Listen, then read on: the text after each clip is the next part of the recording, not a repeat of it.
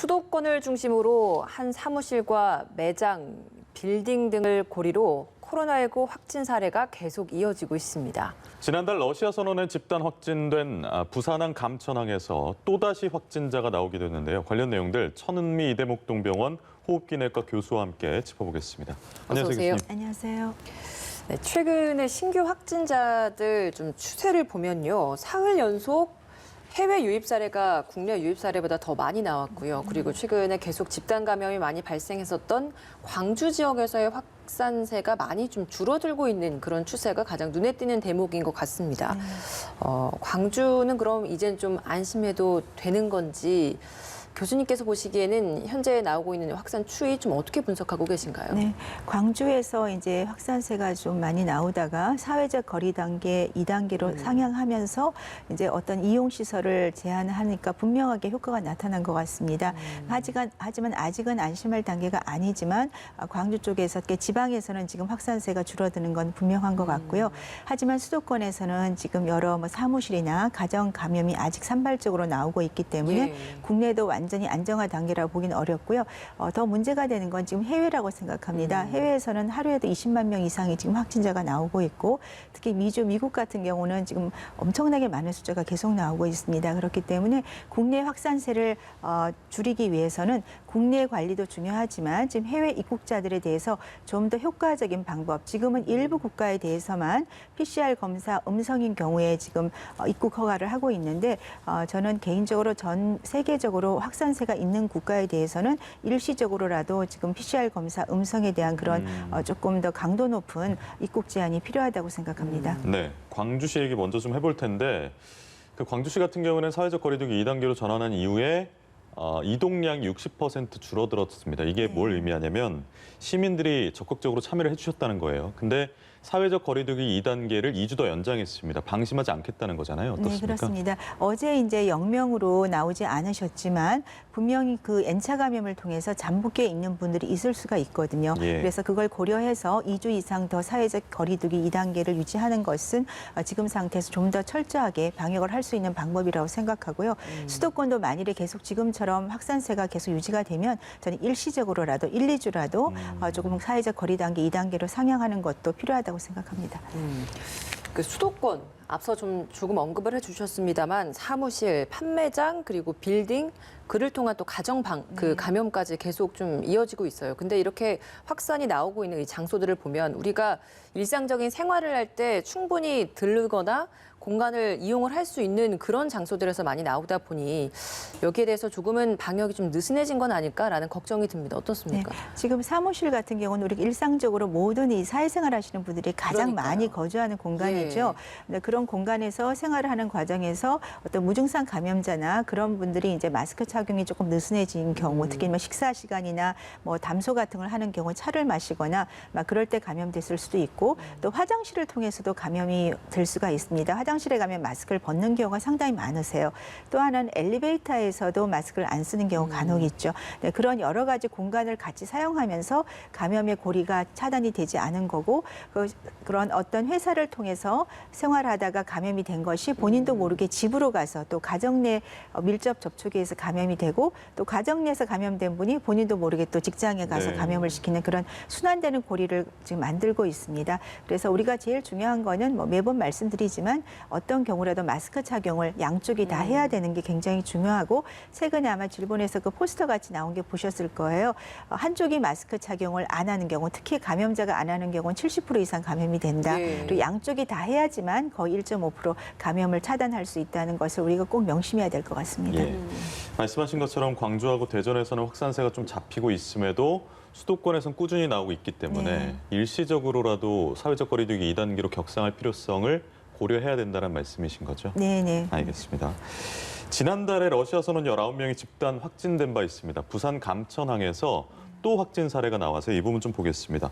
선박의 국적이 투발루여서 우리가 이제 승선검역을 하는 나라는 아닙니다. 근데 여기에 타고 있는 러시아 선원이 확진을 받았어요.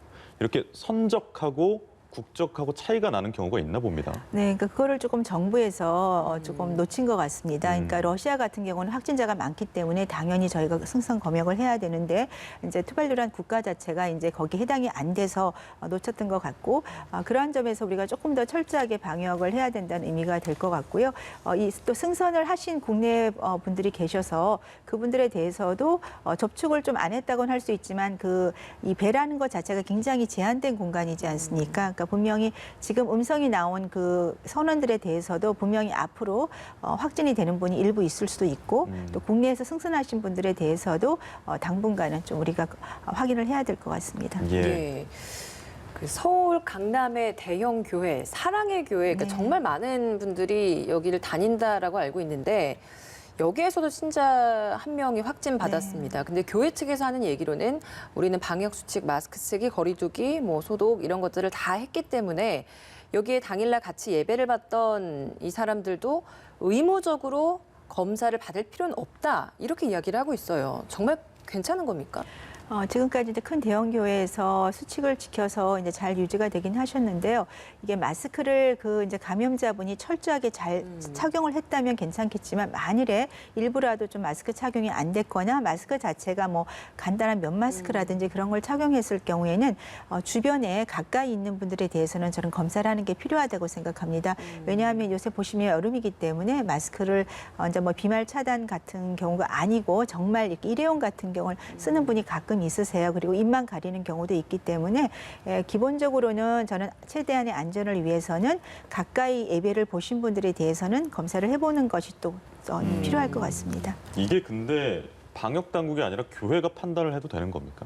좀 그거는 무리가 있다고 생각합니다. 방역 당국에서 그 점에 대해서는 다시 한번 좀 생각을 해보시고 검사가 필요하다면 진행을 하는 것이 더 좋을 것 같습니다. 예. 알겠습니다. 코로나19 신규 확진자 속보가 나와서 좀 전해드리겠습니다. 어제 하루 동안 39명의 신규 확진자가 나왔습니다. 이 중에서 해외 유입 사례가 28명이고 국내 감염이 11명입니다. 역시나 해외 유입 사례가 국내 유입 사례보다 국내 감염 사례보다 훨씬 더 많은 수치가 나왔고요.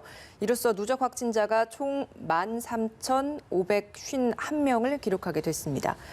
그리고 28명의 해외 유입 사례 중에서 검역 단계에서 23명이 확진받았다라고 합니다.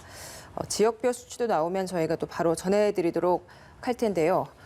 교수님, 해외 유입 사례가 여전히 이렇게 28명으로 많이 나왔습니다. 그래도 그나마 좀 다행이라는 표현이 적절할지는 모르겠습니다만 검역 단계에서 23명을 이렇게 또 걸러냈다라는 부분이 확인을 해서 이제 분리를 시킬 수 있었다라는 부분인 것 같아요. 검역 단계에서 확인이 된 경우라면 분명히 증상이 있는 분들이 있으셨을 거예요. 그래서 사실은 해외에서 들어오는 분 중에서 정말 외교나 무역 관계로 꼭 필요한 게 아니고 일시적인 여행이나 단기 입국을 하시는 분들을 저는 조금 제한을 할 필요가 분명히 있다고 생각합니다. 이분들이 지금 들어오면서 병상이라든지 생활치료시설이 굉장히 부족해지고 예. 의료진들도 매우 힘이 들고 이러면 국내에서도 감염자가 늘게 되면 우리나라 전체가 또 검사를 하고 이런 생활을 계속 이어나가야 되거든요. 예. 그렇다면 저는 해외 입국을 막는 것이 훨씬 경제적, 의료적인 자원에서 효과적이라고 생각을 합니다. 예. 그래서 정부에서 지금 들어오시는 국가들에 대해서 저는 꼭 필요한 인원이 아니라면은 분명히 PCR 음성 검사를 꼭 다 가지고 들어오시는 한해서 하고 그다음에 들어오자마자 3일 이내에 PCR 검사를 하시지만 자가격리 후에 해제 전에도 저는 꼭 해주시면 아마 거기에서도 분명히 걸러질 수 있기 때문에 국내 감염자를 최대한 감소시키는 데 전 도움이 될 수 있다고 생각합니다. 오늘 지역 감염 숫자는 11명으로 계속 줄어드는 추세를 보이고 있는데 어느 지역에서 나왔는지도 전해드리겠습니다. 서울에서 6명, 경기에서 3명, 그리고 어제는 나오지 않았던 광주와 대전에서 1명씩 확진이 추가로 됐다는 소식이고요.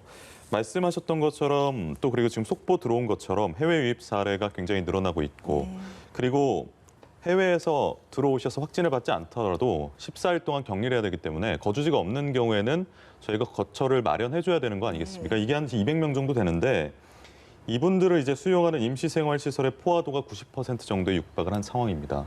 확충을 하려고 하는데 인근 주민분들은 아무래도 불안하시고요. 그렇죠. 왜냐하면 좀 이탈의 소지가 일부에 있기 때문에 이 부분 좀 네. 어떻게 해결해야 되겠습니까? 네, 그래서 그러니까 외교라든지 정말 중요한 부분이 아니면은 여행 목적이나 아니면 잠깐 다녀가시는 경우에는 입국을 좀 하기 어려운 단계로 만드시. 아까 검사를 꼭 해야 된다. 예. 그리고 2주 이상 자가격리를 해야 된다. 그거를 좀 강력히 정부에서 조금 시행을 하는 것이 필요하고요. 지금 생활치료시설에 입소를 하시지만 그게 다 우리나라의 어떤 자원이고 그런 걸 다 이용을 하시는 거잖아요. 그렇게 되면 모든 분들이 많이 힘들고 또 거기 계시는 주변 주민들께서도 당연히 불안하시겠죠. 이탈자가 분명히 있을 거고 그분이 만일 확진자라면은 본인들도 모르게 감염의 위험이 있습니다. 그래서 조금 해외 입국에 대해서 저는 지금보다 조금 더 강력한 방역이 필요하지 않나 생각합니다. 예.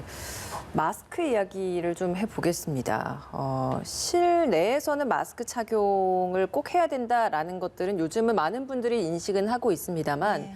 실외에서는 그래도 어느 정도 좀 트인 공간에서는 괜찮다라는 얘기를 많이 듣다 보니까 이 등산을 할 때는 마스크 사실 또 끼고 등산을 하기도 그렇죠. 어렵기도 힘들죠. 하고요. 네, 네. 그래서 많이 끼지 않고 등산을 하는 분들이 있어서 그러다 보면 이제 또 지나치는 분들도 있고 같이 또 비슷한 동선으로 또 가게 되는 분들도 있을 것 같고 걱정을 하는 시각들도 좀 있더라고요. 어떻습니까? 이런 부분은. 등산을 해보시면 아침 일찍이나 오후 늦게는 사람이 좀 많이 드물어요. 근데 그런 경우에는 사실은 한 4m 정도 간격을 두고 가시면 앞분이 감염자라고 하더라도 비말이 거기 4m까지는 떨어지지 않는다고 되어 있습니다. 그러나 아침에 뭐 9시, 10시 굉장히 주말에 많은 분들이 가시는 경우에는 거의 붙어서 가시게 돼요. 그러다 보면 그중에는 이제 호흡이 가빠지고 그중에 이제 무증상 감염자가 있으면 본인도 모르게 분명히 감염 위험을 갖고 있기 때문에 예. 그런 경우에는 최소한 비말을 막을 수 있는 뭐 비말 감염 차단 마스크나 덴탈 마스크 정도를 사용을 해주시는 것이 좋고요.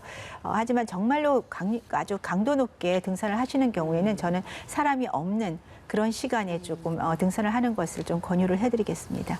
알겠습니다.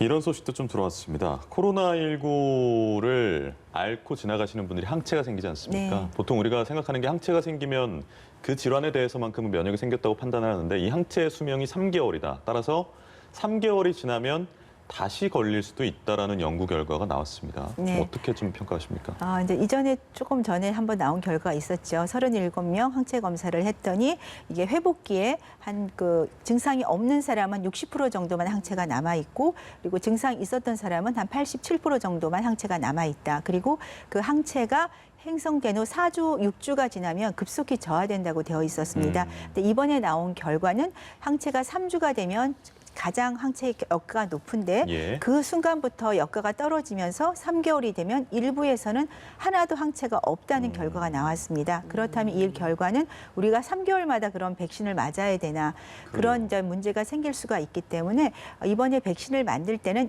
우리가 병을 알아서 생기는 그런 항체 역가보다 분명히 더 높은 역가의 항체를 만드는 것이 필요할 것 같고요.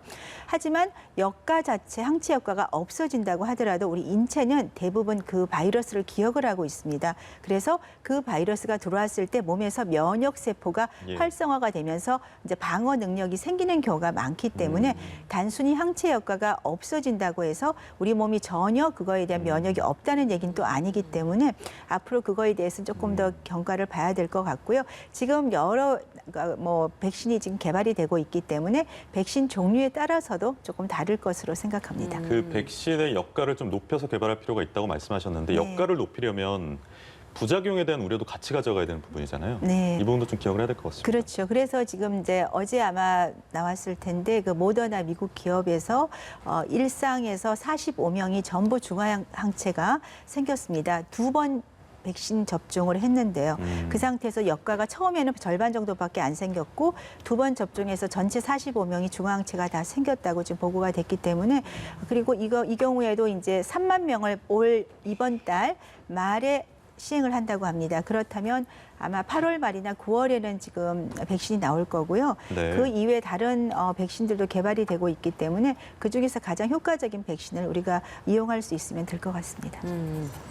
그 연구 결과와 관련해서 증상이 좀 심했던 사람들은 항체가 더 오래 좀 네, 지속이 맞습니다. 되고 네. 증상이 약했던 사람들은 빨리 좀 사라지고 이런 것도 있다라고 하는데 그러면 앞서서 이제 말씀을 해주실 때 이게 사라진다고 하더라도 면역력이라는 것이 있기 때문에 그런 부분에서는 충분히 또 다시 또 극복할 수 있는 것들도 잠재되어 있다라는 말씀을 해주셨잖아요. 네네. 그럼 그런 것들은 그 증상 유무의 그 경도와는 상관이 없이 다 똑같이 좀 생긴다라고 이해를 하면 되는 겁니까? 그러니까 말씀하신 대로 무증상자를 보니까 항체 효과가 낮고 빨리 예. 사라지고요. 그다음에 심하게 앓은 경우는 그만큼 바이러스와 싸우는 세포가 많으니까 몸에서 항체가 많이 생기고 좀 천천히 떨어지는 거죠. 예, 그런 면에서는 몸에서 일부 면역을 가지고 있지만 아무래도 진짜로 병을 앓았던 분들이 좀 더 저는 역가가 좀 강하고 더 오래 유지할 거라고 생각합니다. 네. 백신 얘기의 그 백신의 개발 시기에 대해서 언급을 조금 전에 해주셨는데 이렇게 좀 변수들이 많이 나오고 있습니다. 항체가 빨리 사라진다. 따라서 3개월마다 맞아야 된다. 이런 얘기도 나오고 바이러스의 개통이나 그룹 얘기도 나오고 네. 이런 좀 여러 가지 예상치 못했던 사항들이 쏟아져 나오고 있는 상황에서도 해외에서는 올해 가을에 백신이 출시된다는 얘기도 나오고 우리 연구진은 좀 보수적으로 받았을 때 내년 말로 제시를 하는 경우도 있고요. 이렇게 시기를 좀 특정할 수 있는 근거는 뭡니까? 이제 국내 같은 경우는 임상 3상이 내년에 시행이 되기 때문에 내년 말에 대량 생산이 가능하다는 얘기가 되고요.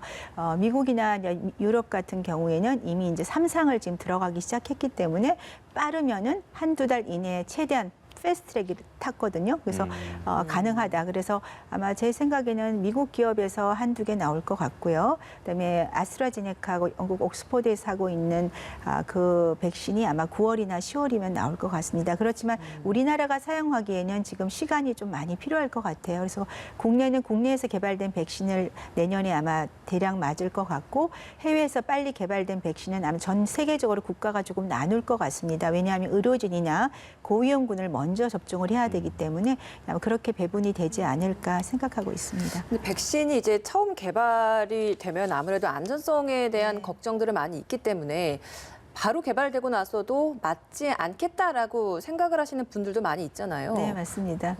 지금 백신들 우리가 독감 백신을 매년 맞으시니까 예. 아실 거예요. 백신의 그런 부작용은 이제 뭐 약간의 열감이라든지 근육통, 두통 정도고요. 왜냐하면 그게 백신이 약화를 시켜서 하는 게 대부분이기 때문에 바로 살아있는 백신을 맞는 건 아닙니다. 그렇지만 일부에서는 분명히 부작용이 나올 수 있고 이번 모더나 백신도 한 명이 그 발진이 생겨서 중단을 했다고 합니다. 네. 그런 식으로 약간의 어떤 부작용은 있지만 큰 부작용이 있는 백신은 저희가 사용할 수가 없기 때문에 너무 그 점은 염려 안 하셔도 될 것 같습니다. 네. 치료제 얘기도 잠깐 좀 해볼까요? 네. 치료제 지금 렘데시비를 투약하고 있는데 투약을 하신 분들의 경과는 지금 어떤지요? 네, 어제까지 49명이 투약했다고 발표가 됐습니다. 예. 그런데 이제 국내에서는 지금 이제 중증 환자에 대해서 특별히 쓸 수 있는 약이 없다가 국내에서 긴급 승인을 내서 렘데시비를 사용을 했기 때문에 원래 이 렘데시비의 효과가 가장 좋은 것은 산소 치료를 꼭 들어가야 되는 그 정도 중증 환자에서 예. 가장 좋고요.